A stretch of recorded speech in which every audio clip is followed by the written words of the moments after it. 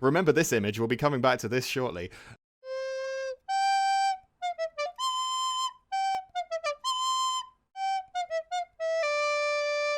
May the 4th be with you, everyone. Today we are summarizing every single Star Wars film from memory while I clean up this mess. Quick disclaimer, I've seen a lot of the Star Wars films only once, so I'm going to do my best, but don't expect this to be all that accurate. Anyway, let's dive right on in. So the film opens with the Jedi, or no, it opens with a trade blockade. That's what it is. It's a film about economics and interplanetary politics first and foremost. And there's some Jedi who are on a spaceship, and it's Ewan McGregor who's playing Obi-Wan Kenobi, and Liam Neeson's there as well, and he's playing Qui-Gon Jinn. And they're on this spaceship because they've got to do something about the because they've got to do something about the whole trade situation, because it's gone wrong. They've really messed it up this time. So they're there in good faith, and these sort of now there are two types of alien in this film. You've got the big frog people, and you've got the small frog people, and the small frog people are the ones on this ship. They've got like cool hoods and stuff which they use to get around. They've got these hoods and stuff and robes and things, and they're very mysterious. And they're in charge of this whole operation. And the Jedi are there. I can't remember why they're there. I really have no idea what the Jedi are doing there. Anyway, it's a trick. It's a trap. And it's a trap. That's the line, right? It's a trap. And the Jedi have to fight their way out because all these robots start attacking them, these droids. And it's a really bad time for all of the Jedi. They did not wish for this to be the outcome. I tell you that much. And Obi-Wan Kenobi is still learning. At this point, he's still figuring out what it's like to be a Jedi, and for fuck's sake. Obi-Wan Kenobi is still figuring out what it is to be a Jedi, and how all of that works. That's his main goal, and Liam Neeson's kind of the wise mentor figure. But anyway, they end up on the planet that has the big frog people on it, which is where they meet... Come on now. Which is where they meet Jar Jar Binks, who is the hero of the film. Jar Jar Binks is this sort of flappy-eared rabbit frog guy, who I think it's fair to say is easily the most popular character in the Star Wars universe. They bump into him, and he's like, "Oh, let me help you. I'm the kind of guy who can get things done around here." And they're like, "If you insist, I guess. Yeah, you can come with us." I don't know why. I don't really remember why they're here, but they go in a submarine, and they get chased by this fish. And the fish is chasing them, and then a bigger fish comes along and it eats that fish. And I feel like someone's like, there's always a bigger fish. And then an even bigger fish comes along and it eats that fish, thus proving the quip to be 100% true. So that's a pretty important part of the film. And then they meet Big Toad. He's the biggest of the frogmen, and he finds this all very funny, let me tell you that much. And he sends them on a right little quest, and I can't remember what it is. But anyway, cut to the desert, where Anakin Skywalker, who's a little boy, he's there, he's in the desert, and he is, I want to say owned. I want to say he's like owned by this sort of flappy elephant nose guy, who's like, look, Jedi, you can't take this boy, but he's got Anakin's parents as slaves as well, I think. I'm pretty sure that's part of it. But anyway, he's flapping around, and the Jedi are like, give us the boy. I can't remember why they need the boy, but they're like, give us... Oh, no, it's a prophecy, that's why. Yeah, there's a prophecy that Anakin's gonna... I don't know. No, he's gonna do something cool to the Force. That's definitely part of it. And the guy's like, why should I sell this little boy? And I think they use a mind trick on him, but they can't have the little boy just yet. They haven't earned him. So Anakin has to do some pod racing, which normally humans can't do. Like, humans don't know how to do the pod racing. And he's got this, like, rival who's this evil man, and he has to beat the rival. And then they do the pod race, and everyone's like, what? How's this human so good at pod racing? And because humans aren't normally good at pod racing, is the lesson of that part of the film. And they're like, Jesus Christ. And they're like, how's this little boy so good at pod racing? and some rocks fall down, a bunch of people die. It's really not... it's a really dangerous sport. But a bunch of people die, they all get squished, but Anakin wins the pod race, and then they're like, alright, you can go with the Jedi then, and the Jedi are like, we will train you. We will train you to become one of the Jedi. He's like, yeah, alright, yeah, seems fair. Sounds good to me. Why not? So he's off with them, and he's like, so what's the whole deal with the Force? And they're like, oh, we're glad you asked. Really glad you asked about the Force. So what the Force is, basically, is it's like little bugs called the midichlorians, I think. And they live in your blood, and they make things float. And which everyone now accepts as canon. And yeah, they live in your... And they live in Anakin's blood. He's got the Force. That's how he was able to win at the pod racing, I think is the implication. Because he's one with the Force. So, you know, that's good. He's got the Force going for him, which is nice. Then robots come? No, robots don't come yet. No, they go to visit Natalie Portman, who is the queen of Naboo. I'm pretty sure it's Naboo that she's the queen of. And they think they're meeting her, but who they're actually meeting isn't Natalie Portman. It's a body double who gets killed, I think. And then they're like, psych, here's the real queen. And the real queen is Natalie Portman, who is known as Padme. And she's significantly older than Anakin, which will become relevant later.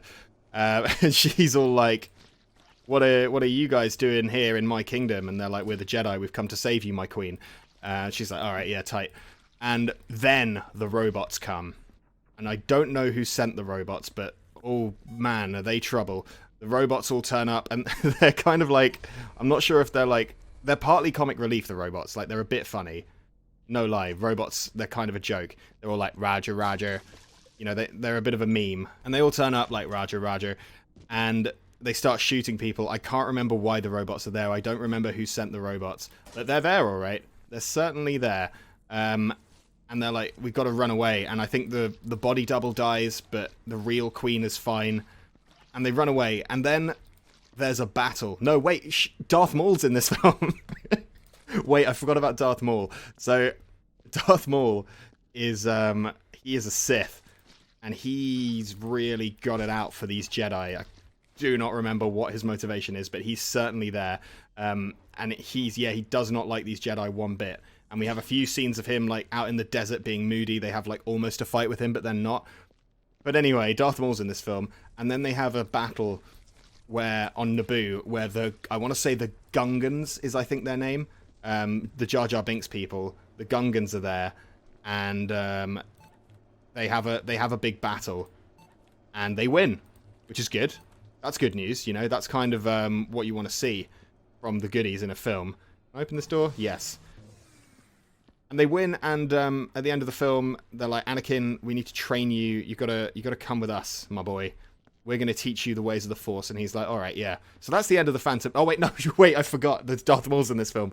At one point near the end, oh, come on.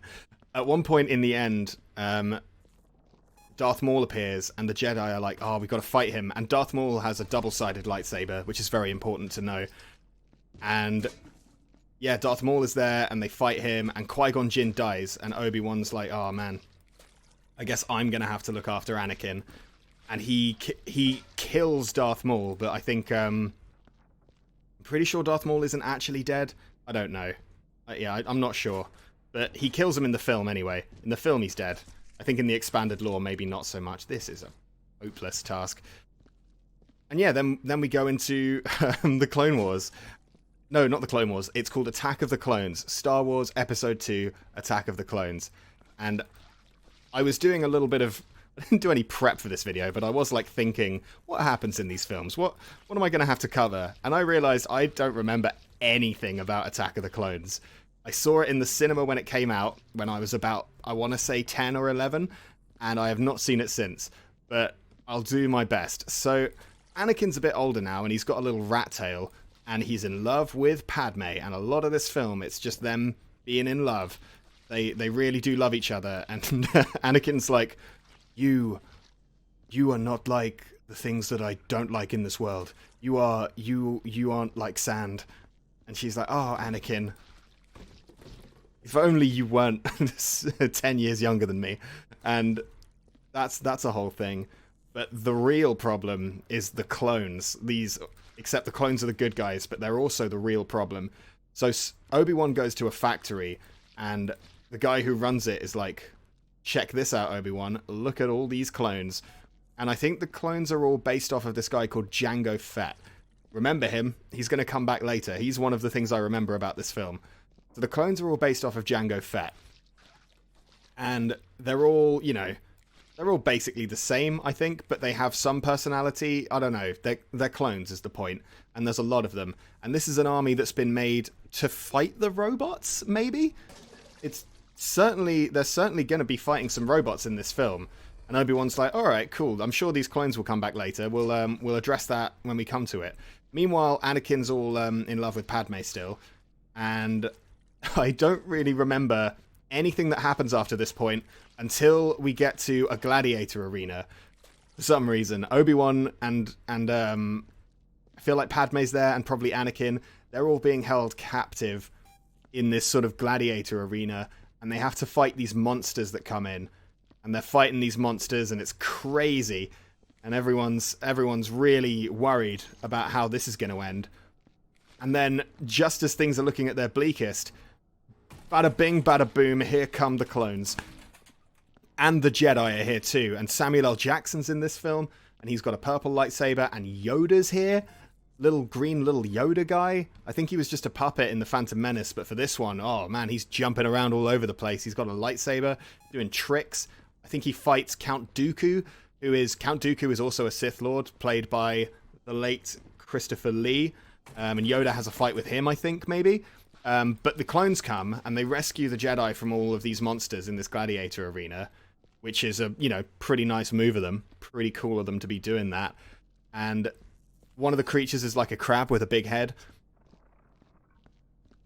But anyway, the clones turn up, and they just wipe the floor with this arena, and I think they probably kill some robots as well. And, things are looking pretty good. It turns out the day the clones attacked was actually a pretty good day for the cast of Star Wars. Who would have seen it coming? But, wait till we get to the next one, because... Oh, wait, also, Jango Fett gets his head cut off. So Jango Fett is there, and he's fighting in the arena, and someone, I want to say Mace Windu, cuts off Jango Fett's head. And his son is there, and his son is called Boba Fett, and his son's like, oh no, you can't just cut off my dad's head and expect that not to come back to bite you. So, we'll be revisiting that plot line. But yeah, Jango Fett loses his head, and Boba Fett, he's real mad about it. But anyway, Star Wars Episode 3, Revenge of the Sith. This is a film, I don't know why. I saw this film like 3 times in the cinema. I think I just ended up going with different groups of people who all wanted to see it. That doesn't mean I remember it that well, but I will do my best. So the first thing that's going on in this film is there's like a space battle between the robots and I want to say the clones. And Anakin and Obi-Wan are there, and Anakin's got new hair now. He's got a much better haircut going on in this film. And he's all like, look at me, I'm definitely worthy of being a Jedi Master. Look how well I can fly this plane. And Obi-Wan's like, careful, young Anakin, you.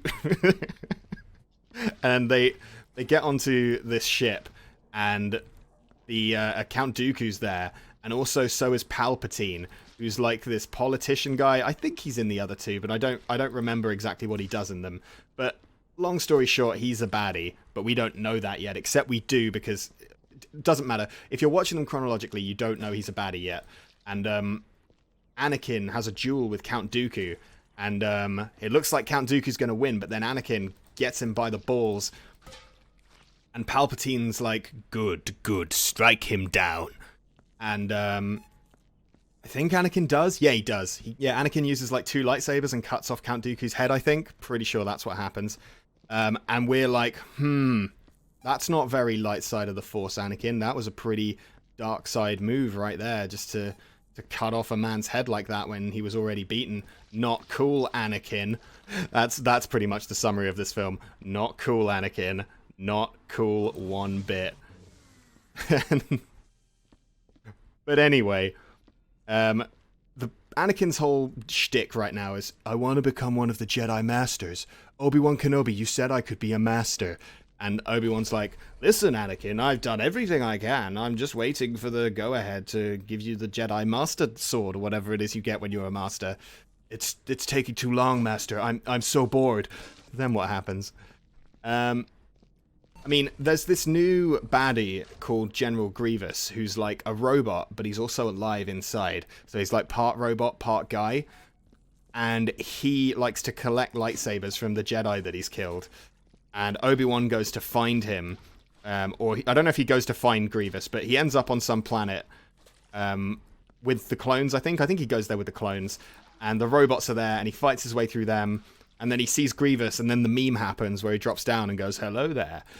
And he has a duel with Grievous, and I assume he wins because he's in all the other films.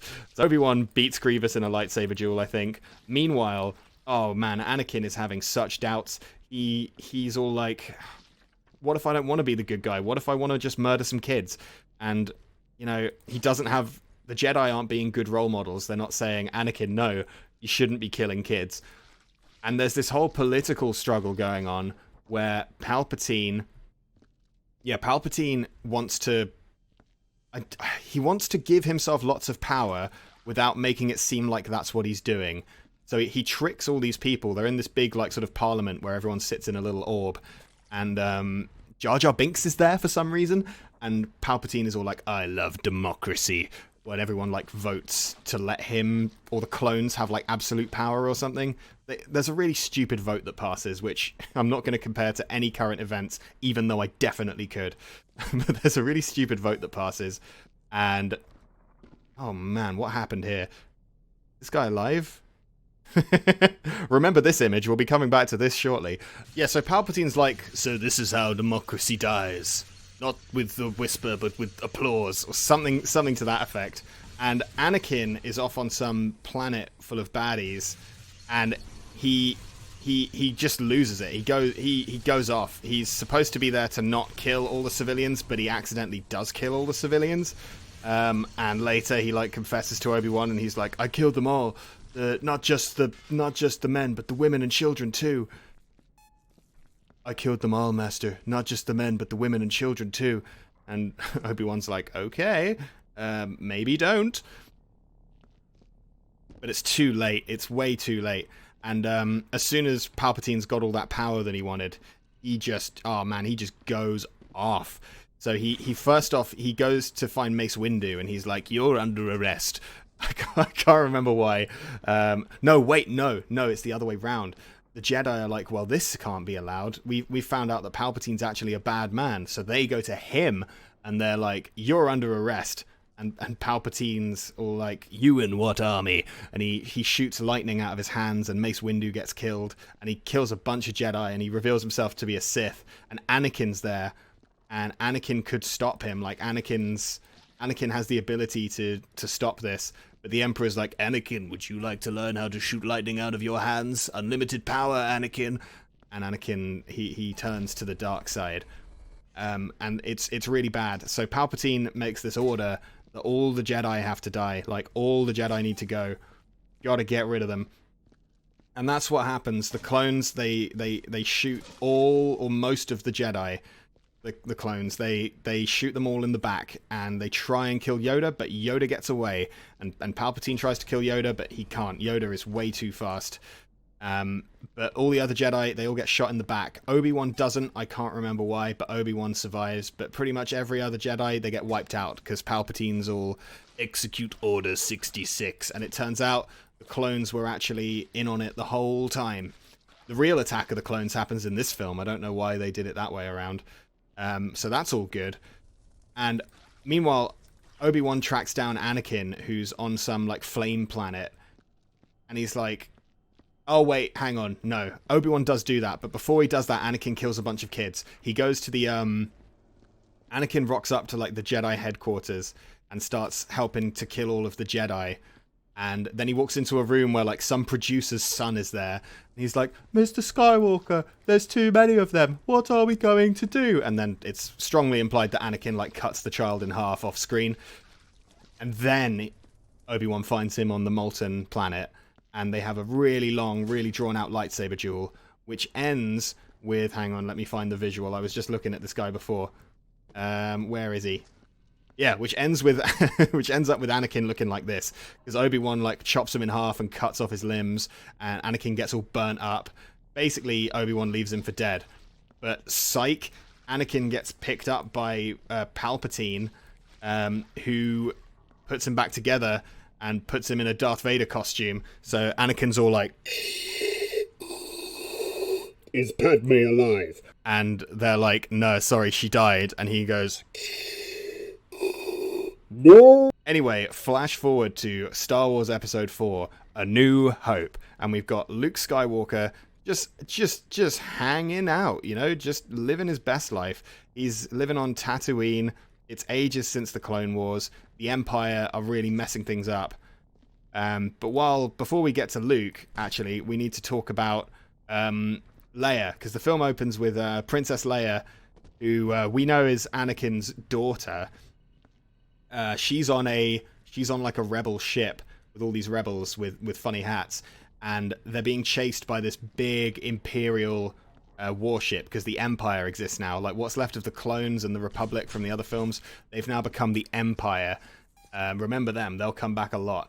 And the Empire are chasing down Princess Leia because she's got these coordinates or something. No, she's got plans for the Death Star, which is a big moon-looking thing that the Empire have made that can blow up a planet. And they're like, we need to get those plans off of these rebels. But Leia, she uses a robot called R2-D2, who's been in all the other films. I just haven't mentioned him.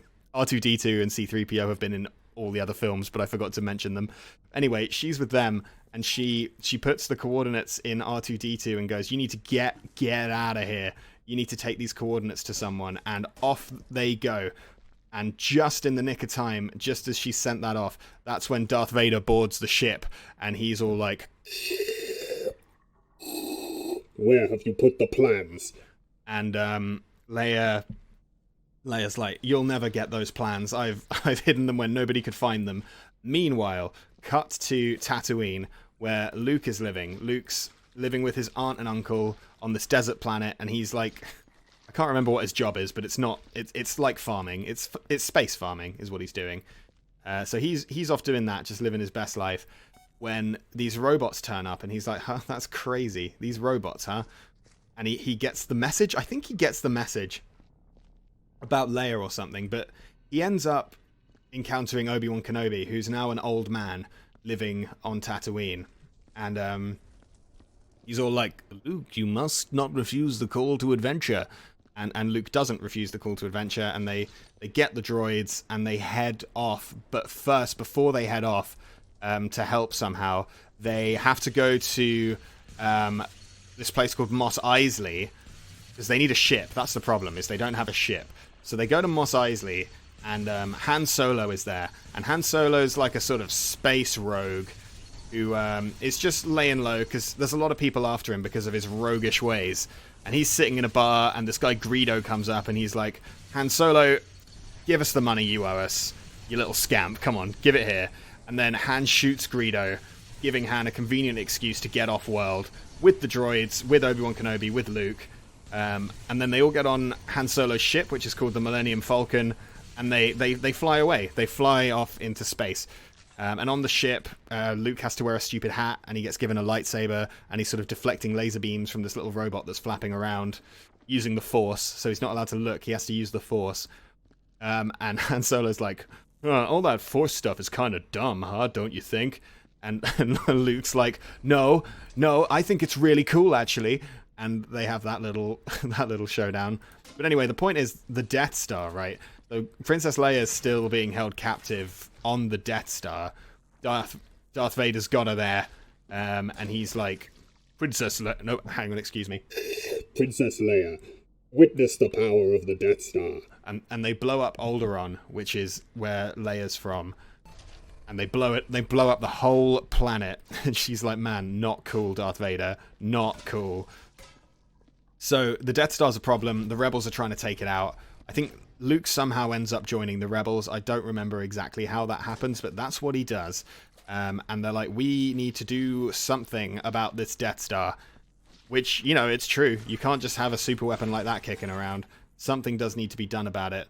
So they're like, all right, we could just... We need to attack it. And we've got these plans from these droids now, thanks to you, Luke. Good job getting the plans, Luke. There's a hole in the top of the Death Star where if we shoot it, it will blow up. So that's the plan, is they send in a little squadron to blow up the Death Star. And it works, you know, they send in a bunch of people, most of them die, but Luke uses the Force and he shoots a bomb right into the hole in the Death Star, and boom, presumably millions of people die. But that's a victory, that's victory for the rebels, and A New Hope has truly been restored. But then in the next film, the Empire strikes back. So this is the best Star Wars film, and if you disagree with that, you're just wrong. So the Empire Strikes Back is about the Empire getting their revenge. So we start off on this ice planet called Hoth, where the Rebellion are all chilling. They're sort of hiding from the Empire a bit, and they're on this place called Hoth, where they've got this shield that stops the Empire from being able to like bombard them from orbit. So they've got their protections pretty well set up, and Luke's there, and Han's there, and Leia's there, and there's like a bit of sexual tension between Han and Leia. Only a bit, like not too much, but definitely some. Just a little bit of sexual tension to, you know, spice things up a bit. And Luke's out exploring on this sort of kangaroo, this furry kangaroo called a Tauntaun. He's having a good time just running around, getting into japes. But he accidentally gets attacked by this Yeti thing, which kills his Tauntaun and like drags Luke away into a cave. And meanwhile, back at the rebel base, they're like, it's getting pretty cold. We're gonna have to shut the doors.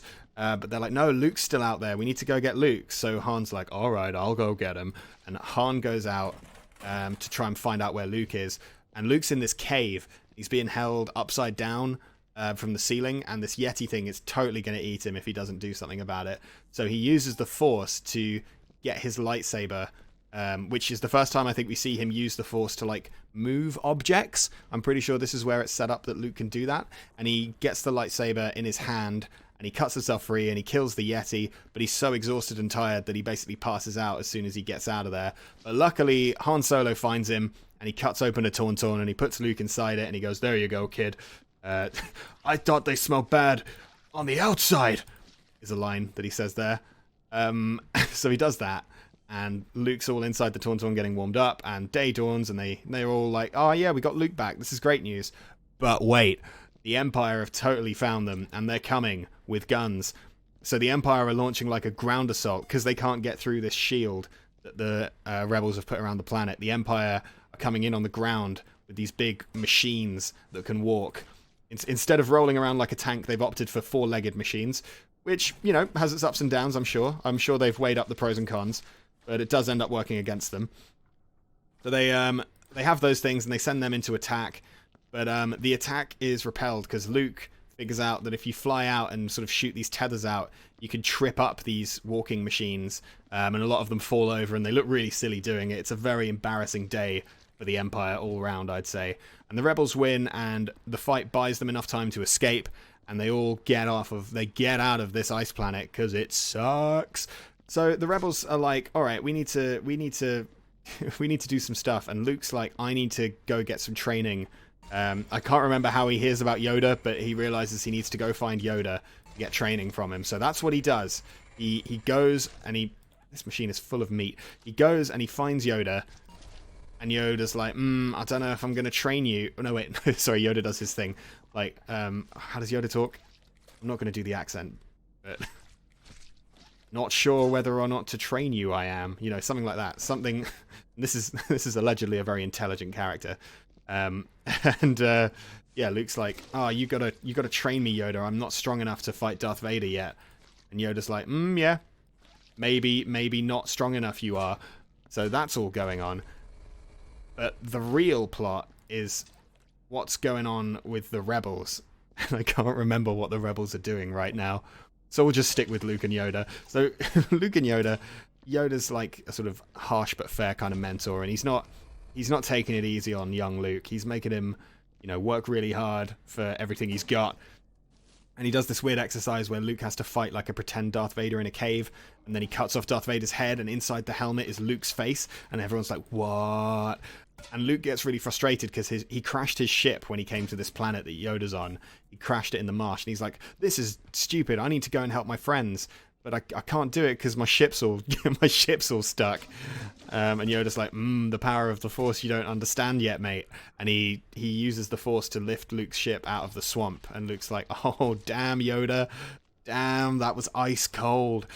And he flies off in the ship to go help his friends. And he goes to this place called Cloud City, where Lando Calrissian, I think is his name. His name is definitely Lando, I know that much. And Lando's there, and he's like, I'll help the rebels. I'm on your side.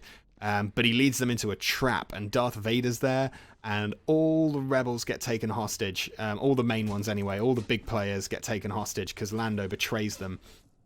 And then Luke shows up, and he's there to rescue his friends.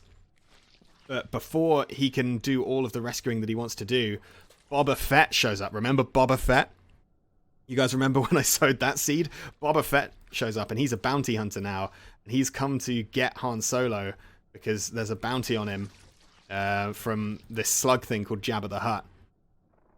So he encases Han Solo in this thing called in kryptonite and takes him away. And then Luke gets there, and he's like, oh, Darth Vader, I've learned a lot from Master Yoda. You're going to pay. But then he soon realizes that he's completely outclassed. And Darth Vader cuts off his hand, and he's like, join me, Luke. You must surrender to the dark side. And Luke makes the totally baller move of not doing that and instead just jumping away to what he assumes will be his death. I've just realized I missed out the part in A New Hope where Darth Vader kills Obi-Wan Kenobi. So Darth Vader kills Obi-Wan Kenobi. That's the thing that happens. Anyway, cut back to The Empire Strikes Back. Luke loses a hand and he falls, but he gets saved by the Millennium Falcon, which catches him. And the rebels are very much on their last legs. Everything's looking terrible. Han Solo's in kryptonite. Luke's missing a hand. Leia has had a really bad day. It's all looking bad. Which brings us to Star Wars Episode 6, Return of the Jedi. And this one starts on this little forest world, I think. I think that's where it starts. That's where we're starting. On this little forest planet called Endor that's occupied by Ewoks, which were created to sell toys. And they are these cute little teddy bear things that are just sort of hanging out. They're just vibing. It's their world. They live on it, and that's how they've chosen to be. But the rebels are hiding out here on Endor, which I think is a moon, actually. I don't think it's a planet. I think it might be a moon. But anyway, the Ewoks are there, and the rebels are there, and Luke's there. But actually, no, the film doesn't start on there at all. I've gotten that completely wrong. The film opens with Jabba the Hutt. So they're trying to rescue Han Solo. So Leia sort of sneaks in disguise to try and rescue Han Solo, and it's all going well, except Han Solo is just like waiting behind a curtain, and they sort of reveal him through the curtain, and he's like, got you now, Leia, you've fallen right into my trap. So they capture Leia and put her in this this sort of metal bikini thing that I don't think would fly these days, but they did it then. They put her in this sort of metal bikini thing with a chain on it, and it's decided that Luke's the only hope. So Luke then goes and sneaks in, and he gets tricked too, and he gets dropped into this pit where he has to fight this big gorilla lizard thing, which he does, and he tricks it by killing it in a door, but they take him hostage, and Jabba takes everyone all out to this big hole in the ground with teeth that's called the Sarlacc pit. And he's like, I'm going to push you guys into this pit. I'm going to put you in there. You're going to get eaten up and digested over 100 years. Which does not sound ideal. So everyone's pretty not stoked about that. But Luke reveals his little trump card because he's hidden his lightsaber inside R2-D2. So he gives the signal, and R2-D2 shoots Luke's lightsaber up in the air, and he catches it, and there's a big fight. And Boba Fett ends up getting taken down and falling into the Sarlacc pit. So he's out of the picture. Say goodbye to Boba Fett. And the rebels, they fight themselves to freedom. Leia strangles Jabba the Hutt using the chain on her metal bikini, and everyone gets away. Then they go to Endor. All right, I was getting there. Then they go to this Ewok place, where I think some of the other rebels are, and also a bunch of Ewoks. And they're like, oh man, now what are we going to do? But the Empire, they're already there, and not only that, they've made another Death Star. It's got the same design flaw as the last one, but they've made another one, and they are coming in hot. So the Empire like invade Endor, and all the Ewoks have to fight, and it's. I feel like there's kind of a bit of like Native American imagery going on, except the Native Americans win, and they've all got like spears and stuff, and the Empire are rocking up with guns and sort of bikes that fly, and things that aren't really fair to include. But anyway, the Ewoks still managed to pull a win out of their asses and successfully defend Endor. But we still have the problem of the Death Star. So the Rebel fleet, including a sort of fishhead guy called Admiral Akbar, are like, right, we gotta stop this other Death Star now. And at the same time, we've got to deal with Darth Vader and the Emperor. So Luke goes on the Death Star, I think. Oh, they rescue Han Solo. He's not in Carbonite anymore. They take him out, and Leia's like, "I love you," and he's like, "I know," which that's pretty cool. So they go to the new Death Star, and Luke has to fight the Emperor. Oh, and Yoda dies. Yoda dies at some point. I think Luke goes back to Yoda to train some more, and then Yoda dies, and Luke's like, "All right, I'm finally ready to do what must be done and murder all of these Sith." So Luke goes on the Death Star, and he's fighting, and I think he fights off Darth Vader a bit maybe, and then the Emperor shoots lightning out of his hands, and it's all looking pretty dire for little Luke until Darth Vader comes into the play, and he's like, "Okay, listen up, you." Whoops. And he's like, "Okay, listen. Have I broken the furnace?" Nah, that's fine. Darth Vader comes into the play, and he picks up the Emperor, and he throws him over a railing, and the Emperor's like, "Ah, no!" And but Darth Vader's already really wounded because the Emperor like messed him up before, and he takes off his helmet, and he has this whole redemption arc, and Luke's like, "I forgive you for being a dick," and leaves him on the Death Star, and the Death Star gets blown up, and everyone goes back to Endor, and Leia and Han have a big kiss, and Luke has a little dance with the Ewoks, and it's a good time. It's a good time. But then cut to sometime in the future, and everything is not okay. So this is Star Wars Episode 7, The Force Awakens. The Empire's gone, right? But there's this new group of baddies called the First Order, who are a lot like the Empire. They have sort of Nazi costumes. They have a masked villain called Kylo Ren, who is their sort of big, bad, evil Darth Vader type, who is also Han Solo's son. That's important to know. And he's got a lightsaber that has sort of hilt guards, which is very unusual and unique. So that's pretty exciting. And he's there, but we're following this girl called Rey. But we'll get to her in a second. So Finn is a stormtrooper. Apparently stormtroopers still exist. They're like the Empire henchmen. And Finn's one of them. And he's sort of defective because he has feelings, which I think implies that maybe they all had feelings all along. So when they were all getting blown up and stuff, kind of a war crime, maybe, I don't know. But yeah, Finn realizes he doesn't want to shoot civilians anymore, so he stops and he runs away. And we'll catch up with him later. And Rey, who is one of the other main characters, Rey is this girl who lives on like a junk planet. And she collects junk and she sells junk, and her life is junk. And one day she accidentally encounters Finn, who's like, "Oh, I'm on the run. They're gonna kill me. We got to get out of here." And they end up stealing the Millennium Falcon, which is just lying in this junkyard. They end up stealing that and sort of stowing away on it, which is pretty baller move. And then somehow at some point they encounter Han Solo in space. Yeah, Han Solo's in space, and they encounter him. He's on like this ship where there's a big like beholder from D&D, I think, that's like running around eating people, and he's like, what are you doing in my ship? And they're like, "Your ship? You're Han Solo?" And that's a whole plot line. Anyway, Kylo Ren is having a bad day because he's the new Vader, but he doesn't feel like he's the new Vader, and he wants people to think of him as the new Vader. So he I feel like he kidnaps Rey at some point. People get kidnapped. He's got Rey, and he's trying to like do mind tricks on her, and he realizes that she must have the Force because she can like resist his mind tricks, and somehow she escapes. I forget how, but Rey gets away, and Kylo Ren starts smashing stuff. He just starts going to town on everything, smashing it all up with his with his light sword. But Rey escapes, and Han Solo's there, and I think they meet up with Leia at some point, and the gang's all here. But the long story short of it, that's not a saying. The long story short of it is the First Order have a new, not Death Star, but like Death Planet. They've got this big gun that can blow up not one planet, but more than one planet, and they're going to use it to blow up every planet in the... They're going to use it to blow up every planet in the universe, or something. So they've got to go and stop that. So they all are like all aboard, and Han Solo's like, I'm going to convince Kylo Ren to stop being such of a douche. I'll come with you. And they go to where this thing is, but Kylo Ren's also there, and Kylo Ren confronts Han Solo on a bridge, and Han Solo's like, Ben, you got to come home, man. You got to stop being this way. And then Kylo Ren's like, long live the king, and he cuts Han Solo into bits. Han Solo gets killed there, and everyone's like, what? No! Oh my god, they killed Han Solo. What a twist. But don't worry, they blow up the base. The base gets destroyed, and Kylo Ren has like a fight with Rey and Finn. Finn briefly has a lightsaber at some point, but they get away. Kylo Ren doesn't manage to kill anyone else important, and they all get away. And it's like, alright, we still got to deal with these First Order guys at some point.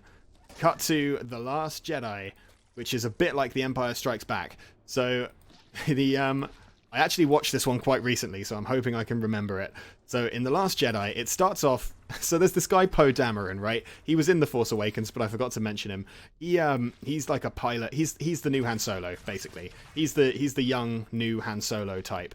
And there's this big space battle that they're having between the First Order and the Resistance, who aren't the Rebellion, but, you know, they're basically the Rebellion. And they're having a big space battle, and Poe Dameron is like, we need to keep going. We can blow these guys right out of the sky. Even though the Resistance are like, no, Poe, you need to retreat because we're losing. But he's like, nah, it's fine. Look, we'll just attack them. What could go wrong? And everything does go wrong, and a bunch of people die, and it's all Poe Dameron's fault. But he acts like he's not in the wrong. He's just like, oh, you guys are so lame, bossing me around with all your dumb orders. If it weren't for you guys, I'd be dead too. It would be totally legit. So he's being an absolute asshole who doesn't understand the value of life. So they're like, Poe, you got to learn your lesson. And Leia's like, oh, you just got to listen for once, mate, for once. And that's all going on. Meanwhile, Rey, I forgot about this. Rey, at the end of the last film, goes off to find Luke Skywalker, and at the end of Force Awakens, she finds him, and she like gives him his lightsaber, and then we rejoin that scene in The Last Jedi, and Luke like throws it over his shoulder because he's like, I don't care about this anymore. I've been voicing the Joker for 20 odd years. I don't need Star Wars in my life anymore. And Rey's like, what? No, you gotta come help us out. And Luke's like, actually, no, the Jedi aren't all that, so I'm just gonna not. So Rey's like, you gotta train me. And he's like, nah. And Rey's like, who are my parents? And he's like, I don't care. So, you know, there's a lot of conflict between the two protagonists going on there. Meanwhile, back on the Rebel ships, it turns out that the Resistance aren't all that safe, and the First Order have found them, and they blow up a bunch of stuff, and they're really in a lot of danger here. So they decide to run away. Poe Dameron's like, nah, let's just fight them. But they're like, Poe, shut up, sit down. We're not going to win that fight. We're just going to run. And they're running away from the First Order, who are hot on their tail. And Finn is like, I might just run away from this, you know. I don't need to be here. I'm just going to go in an escape pod. But then this fangirl turns up and is like, oh my god, you're Finn. You're the guy. You're the guy from the last film. And Finn's like, yeah, I am actually. She's like, wait, are you trying to run away? And Finn's like, oh, yeah, no, totally, never would do that. And they end up going off together on an escapade to try and find some help, or find Rey. They want to find Rey. That's what's going on. They want to find Rey and be like, Rey, we need you. We're going to lose. Meanwhile, Poe Dameron's still just acting like an absolute child. And the ship gets shot to bits, and Leia gets flown out of a window and almost dies, but not quite. So Leia's like almost dead, but not quite dead. And they're all like, oh, don't worry, we have just the person to fill Leia's shoes. And Poe Dameron sort of smugly steps forwards, but they're like, no, actually, we have this lady admiral. And he's like, what, a girl? Because he's a wanker. And then he refuses to listen to this woman for the rest of the film. Despite the fact that, you know, she's his superior and she obviously has a plan. Poe Dameron just proceeds to throw a tantrum for the rest of the film. because the thing is, they're running out of fuel. The First Order are nearly in range to like blow them up with their guns. So something's got to be done. But Poe Dameron is of the opinion that he should be the one making those decisions. So that's his whole game. Meanwhile, Finn and Rose, who is the fangirl, have gone to this like sort of casino planet to try and find some help, or Rey or something. And there's this whole like big, there's this whole sort of section where it's like, all right, capitalism bad. Look at this society's not equal, blah blah blah, etc. etc. All good stuff. And they find this suspicious smuggler sort who's like, I could get you weapons, I could get anyone weapons. That's my whole business. So they're like, all right, yeah, you seem like a pretty trustworthy guy. But then he betrays them, and they end up having to deal with the fact that he's betrayed them and handed them over to the First Order. It's a real shame. Meanwhile, Rey's like, Luke, you got to tell me who my parents were. He's like, I don't care. Just don't go in this hole that tells you who your parents are. And Rey's like, well, what if I do go in the hole? And she does. She goes in the hole, and she sees loads of copies of herself. And also Kylo Ren can talk to her like through the Force now. So her and Kylo Ren keep having Zoom meetings about what's going on their respective in their respective fields. And she goes in the hole and she sees a vision, and it's all very inconclusive. But anyway, Luke tells her that actually he was trying to like train Kylo Ren to be a pretty swell dude, but he totally messed it up. So that's a bad thing. And then there are these Jedi techs which get burned. They get set on fire or something. And Luke sees a Force ghost, which is like a ghost but made of the Force. And they're like, Luke, come on, help the Resistance out, mate. And he's like, oh, all right, fine then. So Finn and Rose are still being held captive, and Luke's finally come around, and we're back at the convoy now. So the Resistance ships are still trying to outrun the First Order, okay? They're trying to get away, trying to make themselves scarce. And they get so low on fuel that they have to start just sending transports off. They start sending out like escape ships. But the First Order starts shooting these escape ships out of the sky, and Poe's like, no, why? You can't just do that. Which is when the Admiral, I think her name's Holdo, she's like, nah, Poe, I've had a plan all along. Get yourself on one of those little ships. And then she turns the ship around to face the First Order ships, and she does like the sort of hyperspeed thing and just shoots the Resistance ship straight through the First Order one.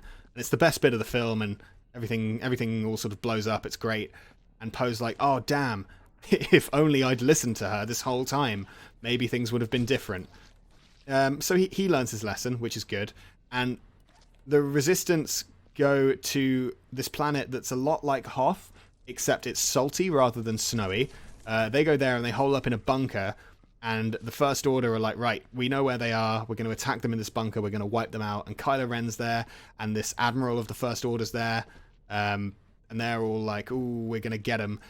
Before this, there was like a little subplot. I forgot it. There's a sub bit where Rey goes to Kylo Ren's house, and this guy called Snoke is there, who's like Kylo Ren's mentor, and they have a big old fight in his room.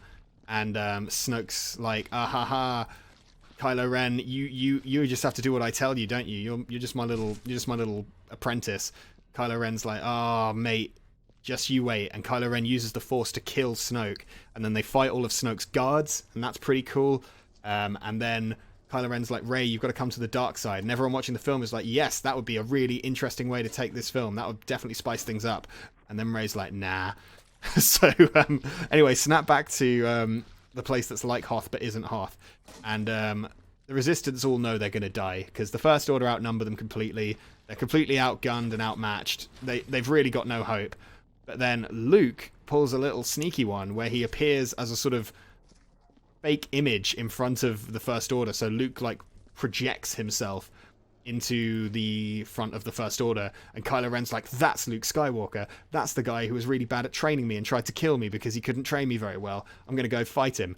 So Kylo Ren goes to fight him, and he doesn't realize that he's being tricked, and Luke sort of gives him a whole song and dance where he dodges all of Kylo's attacks and makes him look like an absolute mug. At which point Kylo gets really mad and realizes that he's been tricked and Luke was just buying time. So they continue the assault, they continue the attack, but then just in the nick of time, Rey is able to come in and like open up a back way out of the place. She like lifts up a bunch of rocks and everyone escapes, but everyone's definitely on their knees. Oh, this video is taking longer to record than I thought it would. Now we're on to the last film of the Star Wars, and this one is called The Rise of Skywalker, I think. I watched this film in New Zealand. That was pretty cool. I was on holiday in New Zealand and I went to see this film. It was pretty good. The cinema had sofas that you could lie down on. So for some reason, Emperor Palpatine is back. That's like they're like, all right, we've got a new villain now. His name is Emperor Palpatine. It's the old villain again, but he's back. So that's a whole issue. And his voice has been like echoing through the galaxy. So everyone's like, we got to figure out what's going on with this Palpatine fellow. And the gang, let's just call all the main characters the gang, because they're mostly together for this film. The gang all head to some like Coachella music festival place where they accidentally fall in a hole, where they don't fight a worm. They get attacked by a worm, but then Rey heals it using her Force heal powers, and they learn... I can't remember why they're there. They're on the trail of some dead bounty hunter, I think. I think that's what they're doing there. And Rey... They find a knife. They find a knife that's also a map.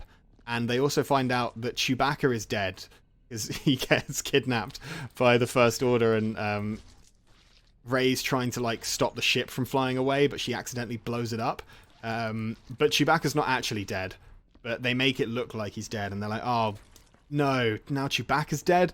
I don't think I've mentioned Chewbacca in the rest of this, because he doesn't do many things that are plot relevant. He's kind of just there, but he's dead now, except he's not.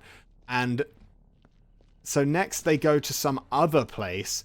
They go to some like other planet, which is like a sort of Firefly type planet, where it's all like roguish and underground. And they meet this this woman whose name escapes me, who's like a cool space ranger sort. Hang on, am I confusing this? I can't remember if this happened in Rise of Skywalker or Guardians of the Galaxy 2. I think this was Rise of Skywalker, so there's this... let's assume it is. There's this space Power Ranger type lady who tells them that they've got to go somewhere else with this map to find the Emperor. And they go to this place where there's like a bit of the Death Star left. Like there's like a shard of the Death Star. I still can't remember why they have to go there, but go there they must. So they go there and they find a map to where Palpatine is. And Rey's like, we got to go there, man. We got to stop Palpatine. And then Kylo Ren turns up and he has a fight with Rey that is inconclusive. And then Kylo Ren and Rey both go to find Palpatine, I think. Meanwhile, Finn meets this lady who likes to ride on like a space horse, and that's all fun. They have a fun time. They'll be coming back later. I can't remember what Poe's up to. Probably like flying the ship. Anyway... Cut to where Palpatine is, and it turns out that Palpatine cloned himself a bunch of times. So actually, he's been the one pulling the strings the entire time, which is an incredibly unsatisfying twist because they did not foreshadow it at all across any of the films. So it just comes off as a little bit cheap. And then Rey has a big showdown. And there's a massive space battle, like an enormous space battle, all the good guys versus all the bad guys, and it's all raging on, and then Palpatine unlocks like Super Saiyan powers and starts shooting lightning up into the sky and turning the battle in the bad guys' favor. But then Rey like calls on the power of all the dead Jedi, I think? I can't remember how she does this. Kylo Ren is also there, but I think the Emperor like zaps him or something. And Rey uses this power, and then she blows up the Emperor. And Kylo Ren's there, and he's on his way out. Kylo Ren is on his last legs, and Rey like heals him a bit, but I think he still dies. And also Leia dies. Leia like reaches out to Kylo Ren with her Force mind powers, I think. So she dies, and Kylo Ren dies, but Rey doesn't die, even though they make it look like Rey died for a bit. Also, Chewbacca's not dead. And then everyone gets together, and they're like, I guess everyone all gathers together and they're like, Rey, you really did it. I guess this is the end of the Star Wars. And then the screen cuts to black.